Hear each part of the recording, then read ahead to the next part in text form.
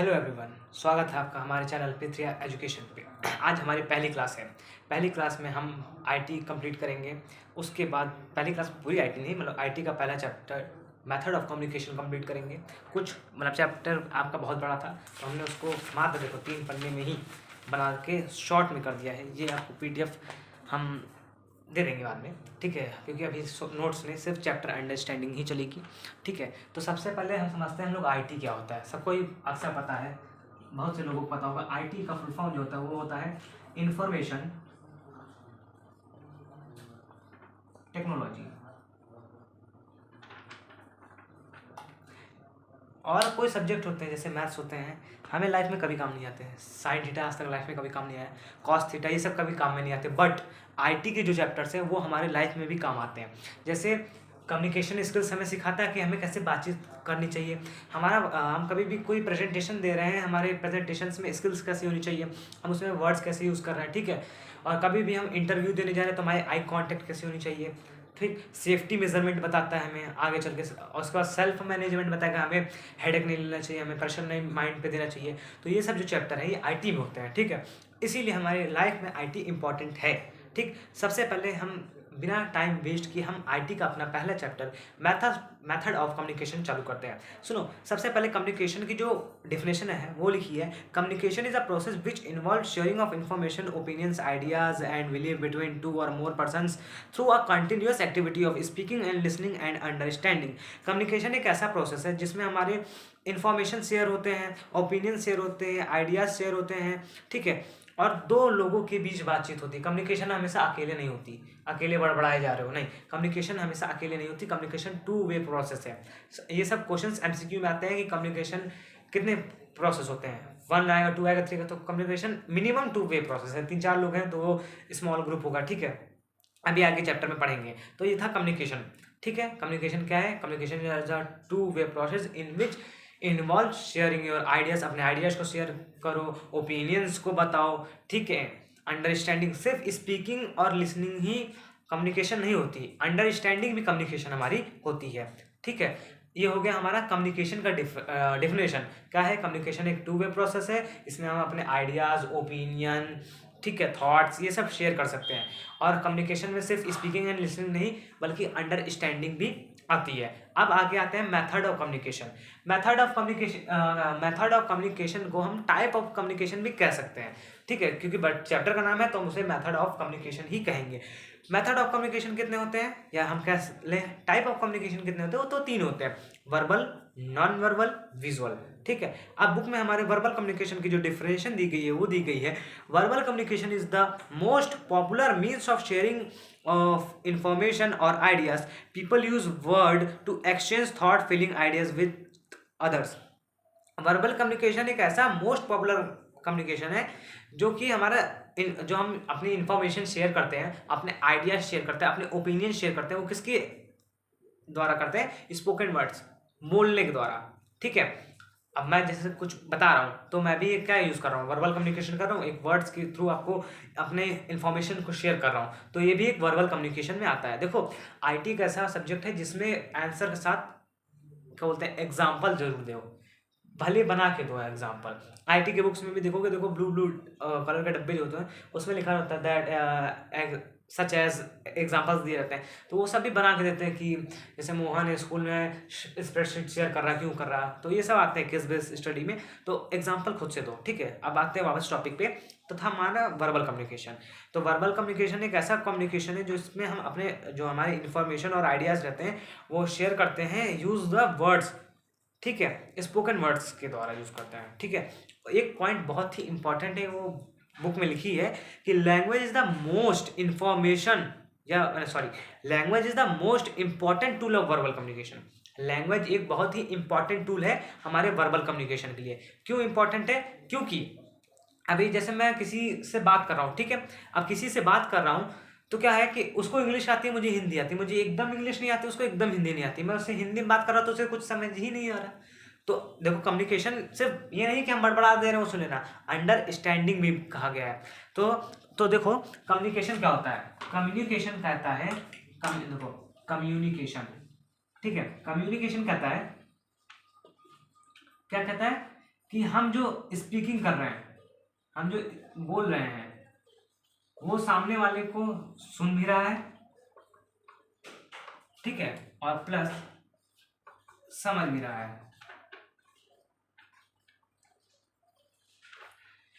Communication main, जो main important है ये होता है कम्युनिकेशन का डेफिनेशन, कि जो हम बोल रहे हैं वो सामने वाले को समझ में भी आ रही है, और मतलब वो सुन भी रहा है और उसको वो समझ भी रहा है। तो ये होता है हमारा कम्युनिकेशन, ठीक है, मतलब वर्बल कम्युनिकेशन। और वर्बल कम्युनिकेशन की जो मोस्ट इंपॉर्टेंट चीज़ है वो है language.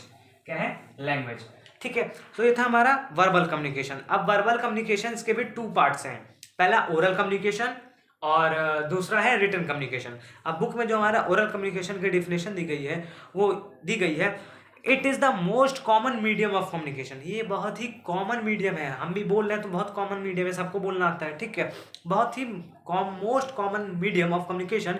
It refer to spoken word being used to convey a message. हम अपने मैसेज को भेजने के लिए स्पोकन वर्ड का यूज़ करते हैं। एग्जाम्पल दे दो,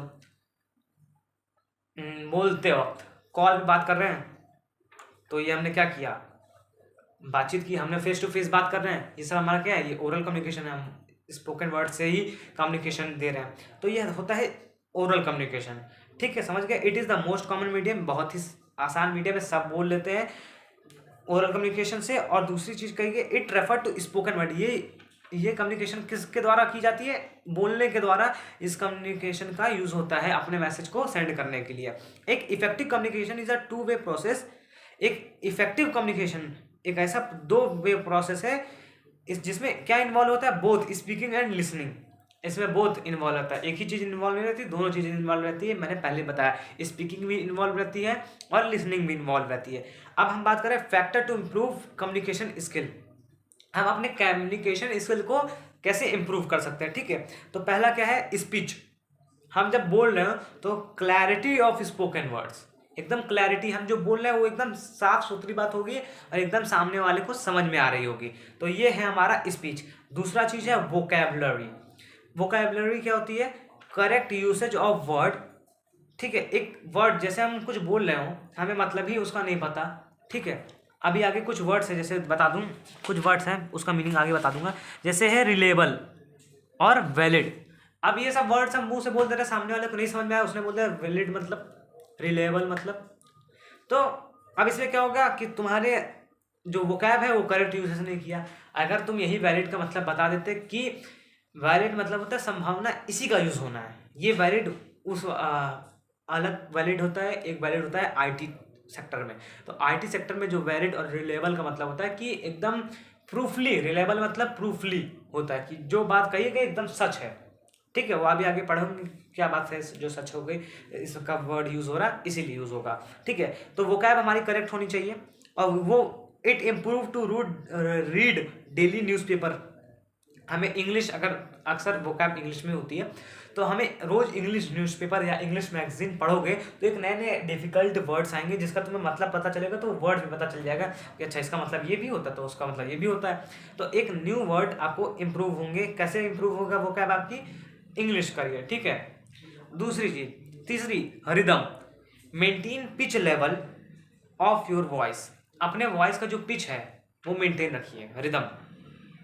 कैसे, आप जिस फ्लो में पढ़ा रहे हो ना उसी कंटिन्यूअस फ्लो में चलना है, ठीक है। या पढ़ा रहे हो, बोलो कुछ भी बात कर रहे हो, कोई भी कम्युनिकेशन कर रहे हो, उसमें जो होनी चाहिए ना, क्या होनी चाहिए कि जो भी तुम बात करो एकदम रिदम में चलो, ना ज़्यादा स्पीड ना ज़्यादा स्लो, एक मीडियम पेस पे चलो। अगर आप स्पीड ही चल रहे हो तो फिर एट द एंड भी स्पीड ही रहो, और एकदम स्लो चल रहे हो, एकदम स्लो बहुत कहते हैं ना एक अनइफेक्टिव कम्युनिकेशन होगी।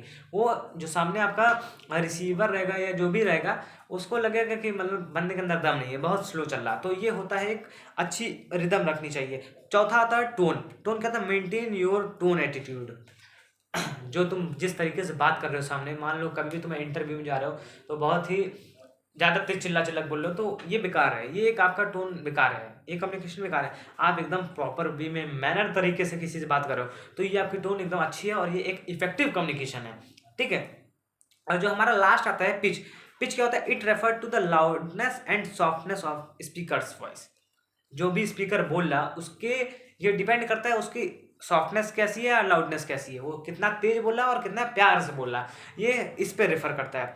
तो हमने इम्प्रूव क्या बोलते हैं factor to improve communication skills में पहला क्या पढ़ा, स्पीच पढ़ा, दूसरा वोकेबलरी पढ़ा, तीसरा रिदम पढ़ा, चौथा टोन पढ़ा और पांचवा पिच पढ़ा। ठीक है, अब हम इसी के साथ आगे बढ़ते हैं। तो आगे आता है tip to improve oral communication. हम ओरल कम्युनिकेशन को कैसे इम्प्रूव कर सकते हैं। अभी सिर्फ हमने कम्युनिकेशन स्किल्स को कैसे इंप्रूव करना सीखा, अब भाई उसके अंदर हमने वर्बल पढ़ा, वर्बल के अंदर ओरल कम्युनिकेशन पढ़ा, तो अब हम बताएंगे कि ओरल कम्युनिकेशन को भी कैसे इंप्रूव किया जा सकता है, उसमें हम पढ़ेंगे। तो ओरल कम्युनिकेशन को कैसे इंप्रूव करेंगे, रीड आउट लाउड पहला पॉइंट है। क्या, रीड आउट, तेज बोलना सीखो। ठीक है, तेज बोलना नहीं, ये नहीं कि एकदम गला फाड़ फाड़ के चिल्ला रहे, नहीं, ऐसा बोलो कि लगभग जितने लोग बैठे हों या जो भी सुन रहा हो उसको एकदम क्लैरिटी के साथ क्लियरली सुनाई दे दे। दूसरा, make audio video recording of your reading. आपको अगर अपना ओरल कम्युनिकेशन बेटर करना है तो जिस चीज़ की आप तैयारी कर लो या जो भी बात कर लो, एक बार उसकी ऑडियो या वीडियो रिकॉर्डिंग कर लो, फिर देखो कि कहाँ किस वर्क पे, किस प्लेस पे हमें वर्क करना है, उस जगह पे वर्क करो कि इस जगह पे थोड़ा मैं खराब बोल रहा हूँ, इस जगह पे मुझे थोड़ा और तेज बोलना चाहिए था, यहाँ पे स्लो बोलना चाहिए था। तो इन सब चीज़ें कैसे पता चलेंगे तुम्हें, या तो ऑडियो रिकॉर्डिंग कर लो या तो वीडियो रिकॉर्डिंग कर लो। अब तीसरा जो है, talk to people in a manner way. अपने ओरल कम्युनिकेशन को सही करने के लिए सामने कुछ लोग हों उनसे बहुत ही मैनर वे में बात करना सीखो।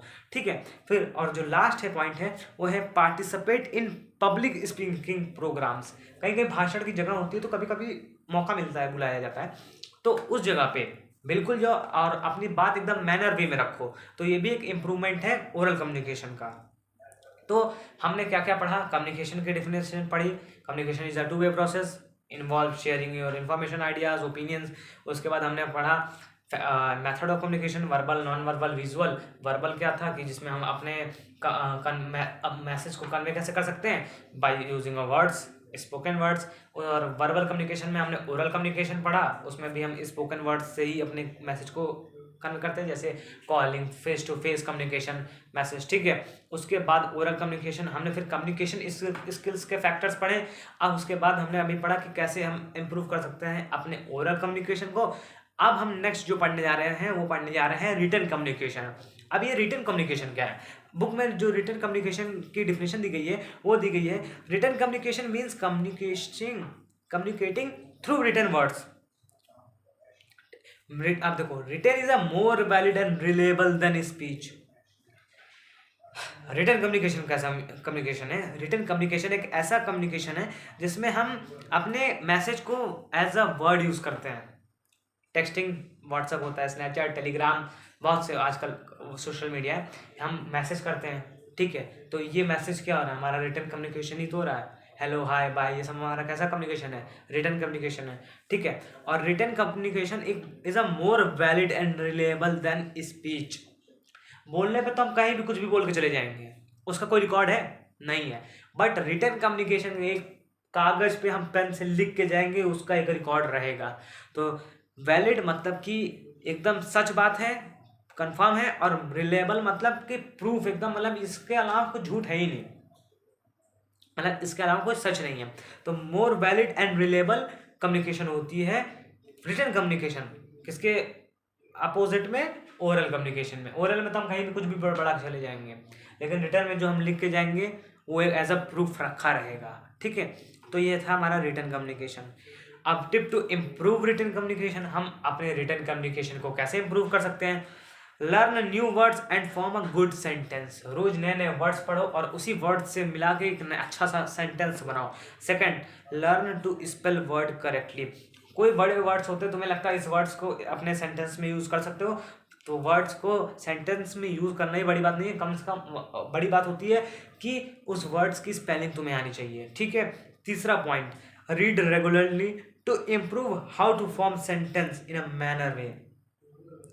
हमें रोज पढ़ना चाहिए इंग्लिश मैगजीन्स या कोई भी, जिससे हमें समझ में आए कि हमें अपने सेंटेंस को कैसे मैनर वे में फॉर्मेशन करनी है। ठीक है, ये नहीं कि बस कल पढ़ा लिया, एक बार ऐसा देख लिया ऐसे ऐसे देख लिया, बस तुरंत सेंटेंस बनाने बैठ गए, क्या पूछा था आंसर क्या देख के चले आए, ठीक है। तो ये नहीं, एक बार मैनर वे में पढ़ो और देखो कि उसने कैसे सेंटेंस फ्रेमिंग की है, तो उस बेसिस पे तुम भी फ्रेम करो या तुम भी फॉर्मेशन सेंटेंस का करो। आखिरी है इम्प्रूव योर ग्रामर। भाई मेन होती है ग्रामर आनी चाहिए, वॉज कहाँ यूज होता है, वर कहाँ यूज होता है, ये सब बहुत इंपॉर्टेंट होता है ग्रामर का।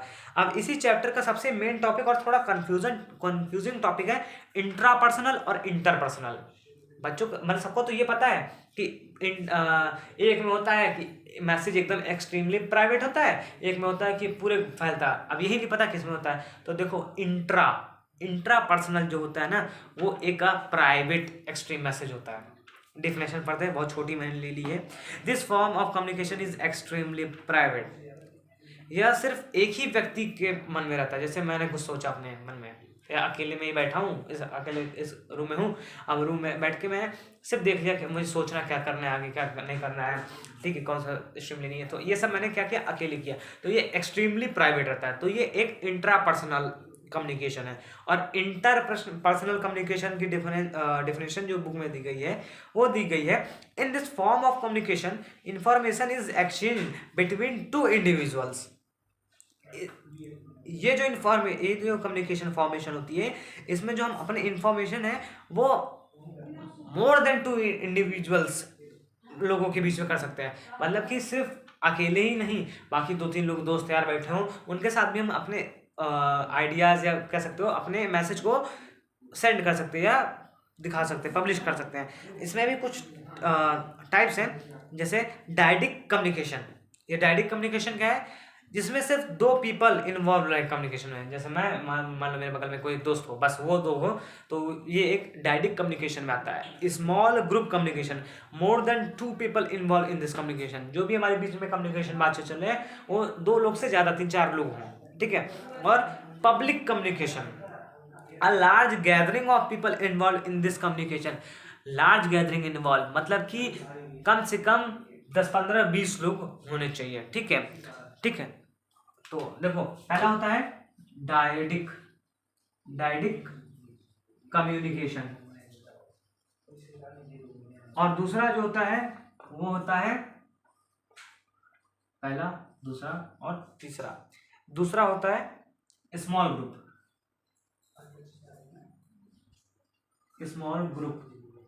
कम्युनिकेशन, और जो तीसरा होता है वो होता है पब्लिक कम्युनिकेशन।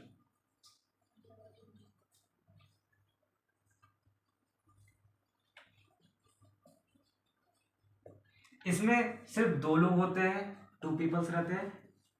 इसमें मोर देन 2 पीपल्स रहते हैं, और इसमें गैदरिंग्स ऑफ पीपल्स रहते हैं,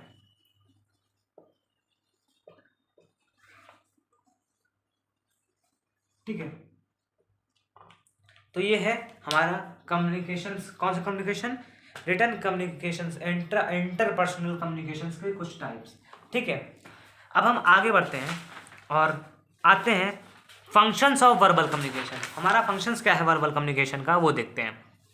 तो देखो बुक में बहुत सारे दिए गए हैं, बट जो हमारा मेन इंपॉर्टेंट है, देखो क्वेश्चन हमें से 2-3 ही पॉइंट्स देने रहते हैं, 2-3 ही नंबर का क्वेश्चन आता है। तो जो 2 पॉइंट्स हैं वो कौन कौन से हैं? हेल्प अस मेंटेन रिलेशनशिप, और दूसरा है हेल्प अस थिंक। ये 2 होते हैं, ठीक है। हेल्प अस मेंटेन रिलेशनशिप में क्या आता है, बुक में डेफिनेशन दी गई है, with the help of verbal communication and other symbolic activities that relationship are developed and maintained। हमारी एक अच्छी कम्युनिकेशन की वजह से ही हमारी रिलेशनशिप जिससे भी होती है, जैसे हमारे दोस्त हैं, हमारे दोस्त से यारी बहुत सालों से बनी है। क्यों बनी है? इसलिए बनी है क्योंकि हमारे जो मैनर वे से हमारी कम्युनिकेशन चल रही है, ना ज़्यादा वो बोले ना ज़्यादा मैं बोलूँ, बट हाँ दोस्ती अच्छी चल रही है, रिलेशनशिप अच्छा चल रहा दोनों में। तो ये क्या है, एक गुड साइन है कम्युनिकेशन का, ठीक है। और दूसरा है help us think. Without verbal communication we would not function as think. अब वर्बल कम्युनिकेशन नहीं रहेगा तो तुम कैसे सोच लोगे, दिमाग थिंकिंग कैसे प्रोसेस काम करेगा? नहीं करेगा, बिल्कुल नहीं करेगा। तो हमें वर्बल कम्युनिकेशन में हमारे जो मेन पॉइंट होता है वो होता है हेल्प अस थिंक में। हमारे सोच में बहुत ही डेवलप्ड करने का काम करता है कम्युनिकेशन। कैसे काम करता है थिंक? अब हम 4 आदमी से मिले, 4 ज्ञान मिले, उसमें से एक का ज्ञान हमें अच्छा लगा कि ठीक है भाई ये हम इसमें ये इम्प्रूवमेंट कर सकते थे। हमने सोचा, क्या सोचा कि हाँ इसकी बात सच है, हम ये कर सकते थे। ये कैसे हुआ? हेल्प अस थिंक कैसे हुआ? हमने वर्बल कम्युनिकेशन की, 4 लोग से बात की, 3 लोग को हमें अच्छा नहीं लगा, चौथे का हमें अच्छा लग गया, तो ये होता है हेल्प अस थिंक। ये हमें बहुत डेवलप करता है, ठीक है। अब इसी के साथ हम अपने चैप्टर के 3 टॉपिक है, दूसरे टॉपिक पे आते हैं नॉन वर्बल।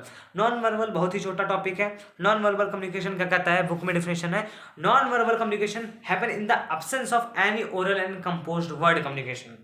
मतलब ना ही ये रिटन कम्युनिकेशन देता है, ना ही ये ओरल कम्युनिकेशन देता है, तभी काहे का कम्युनिकेशन है। This communication depends of facial expression. ये जो नॉन वर्बल कम्युनिकेशन है वो एक फेशियल कम्युनिकेशन पे वर्क करता है। कैसे करता है? बहुत खुश है तो दांत चियार रहे हैं, दुख है तो सैडनेस वाला फेस दे रहे हैं, फियर है एकदम डरे डरे, रात में जब छत पे जाओ या कहीं जाओ अकेले तो डरे डरे, और सैड है तो रो ही रहे हैं, ठीक है। एक तो और है टीयर है तो रो रहा है, और एक होता है बहुत इंपॉर्टेंट एंगर, गुस्से में है तो नाक फुला है, मुंह एकदम कद्दू या लाल है, ठीक है। तो ये सब क्या है? नॉन वर्बल कम्युनिकेशन है। फेशियल एक्सप्रेशन से हमें पता चल जाता है सामने वाला गुस्से में है, सामने वाला अच्छा है, सामने वाला रो रहा है, सामने वाला डरा हुआ है, सामने वाला दुखी है। तो ये कैसे पता चलता है? उसके फेशियल एक्सप्रेशन से ना। बताना, दांत चियार रहा होगा तो खुश होगा, बहुत अच्छा नंबर लाया होगा, और सैड होगा तो एकदम डूब गया होगा नहीं, या डर रहा होगा मतलब रिजल्ट के लिए डर रहा होगा। और क्या था? एंगर, गुस्सा है मतलब अपने किसी नंबर से गुस्सा है कि मतलब ऐसा 50 में से 40 आने चाहिए थे 20 आ गए। तो ये सब होते हैं, कैसे होते हैं? नॉन वर्बल कम्युनिकेशन से होते हैं, ठीक है। अब नॉन वर्बल कम्युनिकेशन प्रैक्टिस कैसे की जाती है, मतलब क्या क्या फॉलोइंग है। इंटरव्यू के दौरान, जब हम कहीं इंटरव्यू देने जा रहे हैं तो हमें नॉन वर्बल कम्युनिकेशन को कैसे फॉलो करना चाहिए, ठीक है। तो maintain eye contact in few seconds. कभी कभी एकदम आंख में आंख मिला के मत देखना, कुछ सेकंड्सों पे आंख लीजिए फिर देखो, ठीक है। तो नॉन वर्बल कम्युनिकेशन में अपनी आई कांटेक्ट को मेंटेन रखना, और दूसरी चीज smile and not at appropriate time. जब समय पड़े तो एक स्माइल दे देना, ठीक है, जिसे हम लोग हिंदी में कहते हैं मुस्कान दे देना, ठीक है। तीसरी, do not interpret your interviewer. ऐसे ऐसे जवाब मत देना कि वो तुम्हें पहले इंटरव्यू में ही भगा दे, ठीक है। चौथा choice, sit relaxable and answer also. जो जो क्वेश्चन पूछ रहा है उसका बस उतना ही आंसर देना, ज्यादा दुनिया की ज्ञान मत देना। दूसरी चीज, एकदम प्रॉपर वे में बैठो जैसे सब बैठते हैं, ठीक है। तो ये था हमारा नॉन वर्बल कम्युनिकेशन। इसी के साथ हम अपने चैप्टर के आखिरी टॉपिक विजुअल कम्युनिकेशन पे आते हैं। विजुअल कम्युनिकेशन क्या कहते हैं? बुक के दौरान कहता है, दे कन्वे ऑफ आइडियाज और and information in form that can be seen through the eye and referred to as visual communication.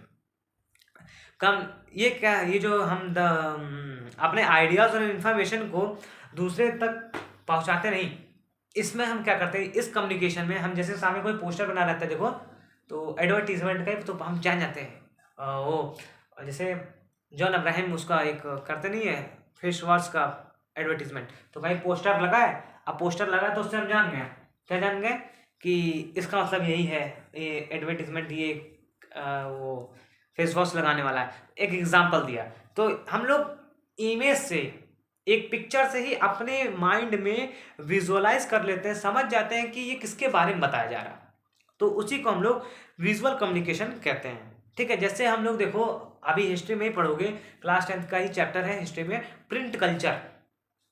पहले के जमाने में ना किसी लैंग्वेज थी, ना किसी को बोलना आता था, पोस्टर लगे रहते थे दीवारों पे, उससे आदमी अपने मन में विजुअलाइज कर लेता था, इस पोस्टर का मतलब ये सामान है, ये लेना है, ये ऐसा, इसका ये उपयोग ऐसे होता है। कोई लैंग्वेज नहीं थी, वो तो जब धीमे धीमे न्यूज़पेपर ही छपा, प्रिंट छपे, पेज छपे, तो ये सब हुआ, तब जाके लैंग्वेज बनी, आदमी को बोलना आया, इसी के लिए टीचिंग हुई, तो ये सब हुआ, ठीक है। तो ये बहुत पहले हुआ था। अब हम बात कर लेते हैं point two consider while preparing a presentation. जब हम कहीं प्रेजेंटेशन दे रहे हो, ठीक है, तो हमें किस किस बातों का ध्यान रखना चाहिए। तो पहला पॉइंट जो है वो है content suitable to topic. Topic बोला गया है कि हाँ, डिफॉरेस्टेशन और एफॉरेस्टेशन पे तुम्हें टॉपिक दिया गया। अब तुम सेव वाटर का डायग्राम बना के प्रेजेंटेशन दिखा रहे हो, तो ये तो गलत है ना। कंटेंट तुम्हारा कुछ और है, सामने लोग जो बैठे हैं, जो पैनल बैठी रहती है, वो पैनल तो ये समझ पाएगी कि जो हमें उन पैनल के पास इंफॉर्मेशन पहले से ही रहती है कि ये जो आदमी है, ये आदमी इस टॉपिक पे एक अपना कंटेंट तैयार किया है। अब उसमें लिखा है डिफॉरेस्टेशन और एफॉरेस्टेशन पे कंटेंट बंदा बना के लाएगा। बंदा यहाँ पे लिख रहा है सेव वाटर पे कंटेंट बना के लाए, नहीं तो ये गलत है। कंटेंट सुटेबल रहना चाहिए टू द टॉपिक, जो आपको टॉपिक मिला है उसी के बेस पे आपको अपना क्या बनाना चाहिए, टॉपिक को अपना बनाना चाहिए, ठीक है। कंटेंट उतना वही बनाना चाहिए, सुटेबल कंटेंट रहना चाहिए जो आपका टॉपिक हो। दूसरा है all font and word legible for others. कुछ मेन पॉइंट्स हैं या कुछ ऐसे, मतलब कुछ क्या, सारे वर्ड्स ऐसे दिखाओ सामने जितने लोग भी बैठे हैं सबको दिख रहा हो। ऐसा नहीं एक वर्ड इतना छोटा लिख दिया, एक वर्ड इतना बड़ा लिख दिया, एक वर्ड इतना छोटा, एक वर्ड इतना बड़ा, नहीं ये गलत है। एक ऐसा मैनर भी रखो कि जिससे सबको समझ में आए, सारे वर्ड समझ में आए, ठीक है। दूसरी चीज, तीसरा point, highlight the main topics and points. Main heading को हाईलाइट कर दो। जैसे मान लो हमने बताया कि हम डायडिक पढ़ा रहे हैं, तो ये डायडिक को हाईलाइट कर दो, ये इसको बोल्ड कर दो, क्या कर दो, इसको हम बोल्ड कर दें, ठीक है। और स्मॉल, जैसे ये स्मॉल है, इसको हम इटैलिक वे में या बोल्ड कर दें, ठीक है। इसको भी पब्लिक है, पब्लिक को भी हम बोल्ड कर दें, ये मेन है, ठीक है। और इसको हम इसी को ऐसे हाईलाइट भी कर दो, इसी को हम लोग हाईलाइट भी कर सकते हैं। तो ऐसा रखो कि जो मेन तुम्हारा हेडिंग हो ना वो सबको समझ में आना चाहिए कि इस हेडिंग में, मेन हेडिंग समझ में आ गए तो जान जाएगा कि हेडिंग के अंदर कंटेंट क्या है तुम्हारा, ठीक है। तो ये था। लास्ट है using a diagram to explain the topic. कुछ ऐसे टॉपिक होते हैं जो तुम्हें लगता है यार कैसे समझाऊं, इस टॉपिक समझ नहीं आ रहा, तो सोचो कि क्या है, इस पे हम कोई डायग्राम दे सकते हैं जिसपे अच्छे से समझ में आ जाए, तो दे दो, ठीक है। तो ये था हमारा विजुअल कम्युनिकेशन, और मेरे हिसाब से बुक के हिसाब से चैप्टर हो चुका है कंप्लीट। तो थैंक यू सो मच, हम मिलते हैं अपने अगले चैप्टर में, ठीक है, जिसमें हम लोग कम्युनिकेशन साइकिल पढ़ेंगे। वो भी बहुत आसान सा ही चैप्टर है, इसका नेक्स्ट लेवल है थर्ड चैप्टर, उससे आसान है कम्युनिकेशन बैरियर, जो कि हम 3 दिन में ये चैप्टर कंप्लीट कर रहे होंगे, ठीक है। बाकी अभी मिलते हैं, थैंक यू।